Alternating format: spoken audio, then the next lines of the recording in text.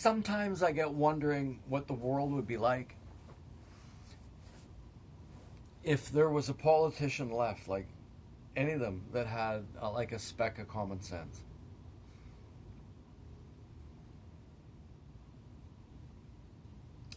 So here's something that would have been common sense. As we headed into the COVID epidemic and started locking people inside their houses, you could have predicted, without being any sort of a scientist or anything else, that they would start drinking more. And when they drink more, they kill each other, they kill themselves, they beat each other up. Uh, they say nasty things on the internet. All kinds of bad things happen. So we knew that people were being sent into this situation, and how would it have been?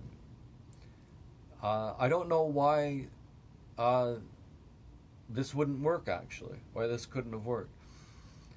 Why didn't they say, okay, so go ahead, drink all you want, but we're going to increase the tax on all but the least expensive alcohol. So if you're actually an alcoholic and you need to drink, we won't interfere with you. But if you're drinking for any other reason than because you're an alcoholic, and you think that you're going to do that during a COVID epidemic and waste money on expensive booze, we're going to just tax the shit out of you. Why didn't anybody say that? I suppose there'd be some practical consideration, the breweries wouldn't make as much money as they did before, perhaps.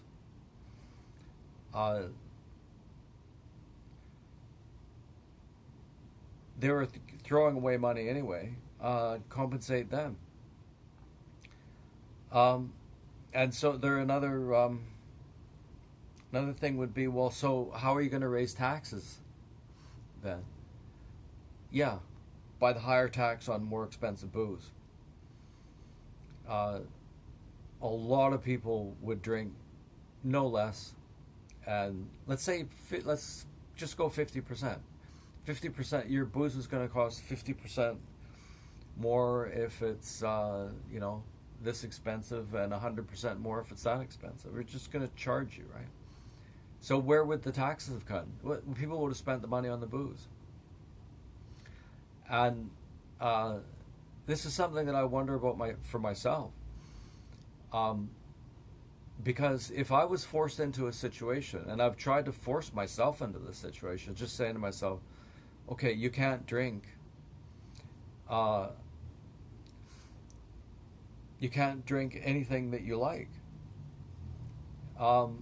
And honestly, around here, good alcohol doesn't cost that much. But the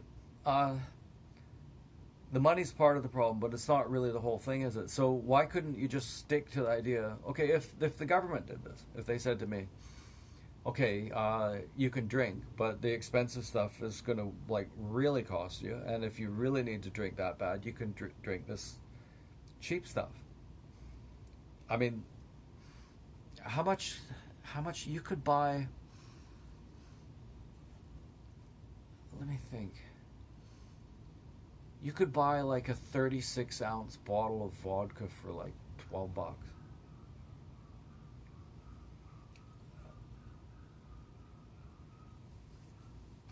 It's too cheap, right? So let's say that was going to cost you $50 and you had to drink like a real shit ass vodka. It's cheaper. You could have come out of the COVID epidemic with fewer alcoholics when you started. Let's put it that way. There was Russell Brand was talking about some guy. A doctor just came out and said, like, look, people are staying home too much. They're drinking too much, and they're eating too much, and they're not getting quite enough exercise, and we all gain weight. So why couldn't people? health experts said, like, look, you really have to make sure that you're not eating too much and drinking too much, especially, and you're not gaining weight. I lost weight during the COVID epidemic. I did. And I lost a fair bit. And I got in very good shape. And now my back is out. But, yeah, I did it. I'm no paragon of discipline or anything. Yeah. Okay, so yeah, the doctor comes out and they said, oh, he's fat shaming. And the guy didn't shame anybody. He just said that if you gain weight, you increase your chances of hypertension, diabetes, um, what was the other one? Obesity, I guess. And that those are really serious risk factors when it comes to COVID. So if you wanted to lower the risk of people getting seriously sick and dying from COVID, the medical experts should have been pounding this information out constantly. So the doctor who wrote this, no, it wasn't a doctor. It was the guy that sold salads. He sold salads, so it was self-serving, right? But he said, why don't we have taxes on sugar, serious taxes on sugar and processed foods? Sugar is way too cheap.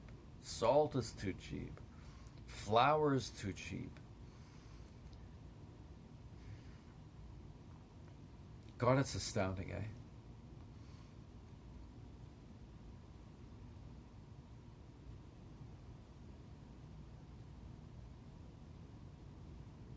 Chrystia Freeland is going to be our finance minister again.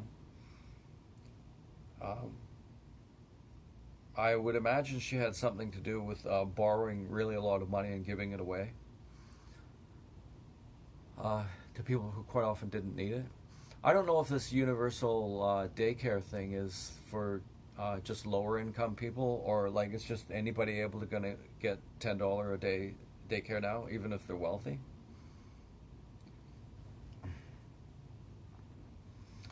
Uh, in a common sense world, this is absolutely common sense.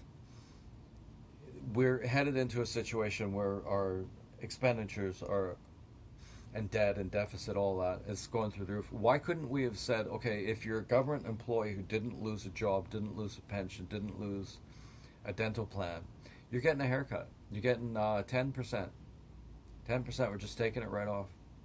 And there are people that say, oh, if you didn't pay them enough, they would run off to work in the private sector. Okay, go. The reason you couldn't say that is that there's so many public sector jobs. I don't know if the federal government is all that many as you would expect. But the same sort of thing could have been done on every level of government. Yeah, you're just getting a haircut for like 2 years. 10%. We need the money for other things, right?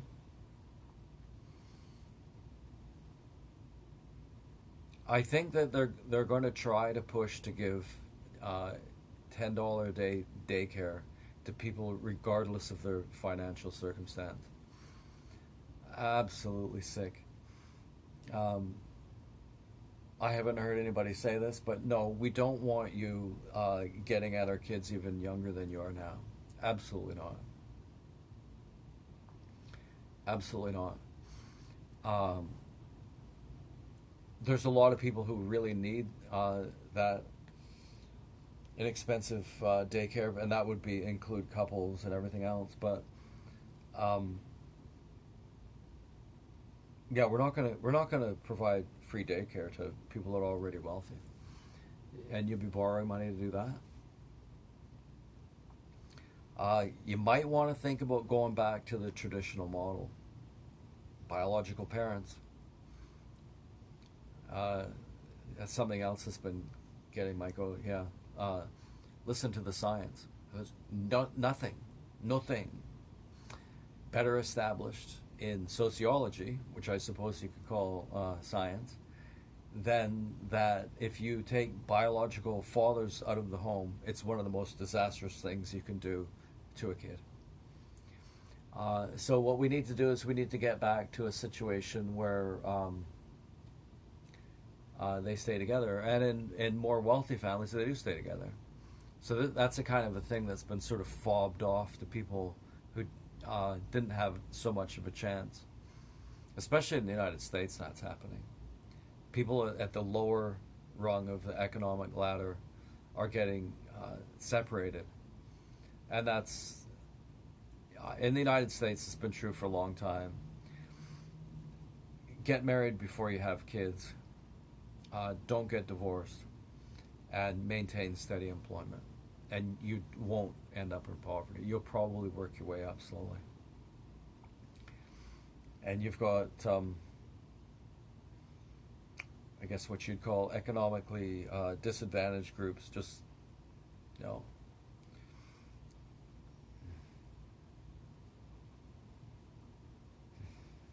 there's a prison psychiatrist talking about this from England, and he's saying, yeah, if you could just get women to choose men that would stay home with them, just hook up once, 90% of the crime, and of the worst kinds, would be either eliminated or reduced. The biggest harm to people in the Western world right now is homes with no biological father. That's science. And so they talk about the COVID thing, and they say, listen to the science. And I'm a little, I guess, irritated with myself in a way, because I like to think that I have some basic understanding of what science is. And I like to think that I've got some idea about English grammar. And I'm listening to Brett Weinstein today, and he said, okay, the problem is that if you say to someone, trust the science, the means the science that we both know about, right? So if I say, grab the keys, that means the keys, we both know which keys we're talking about because we're going to get in the car. The means that you don't have to say these keys, those keys, my keys, your keys, etc. The keys means, so the science, we've already agreed on what the science is? Are you kidding me? Seriously, are you kidding me?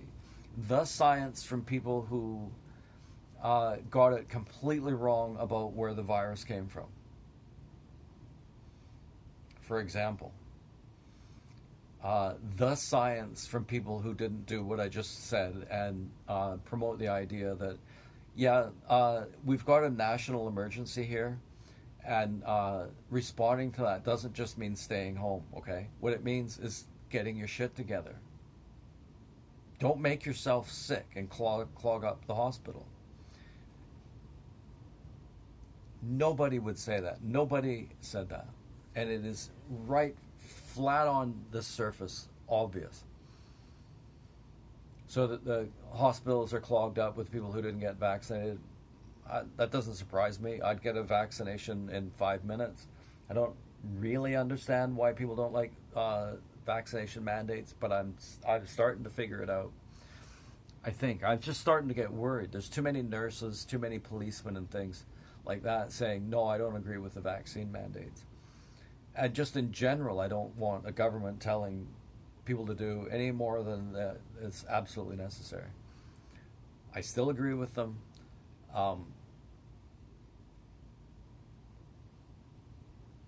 I still agree with them.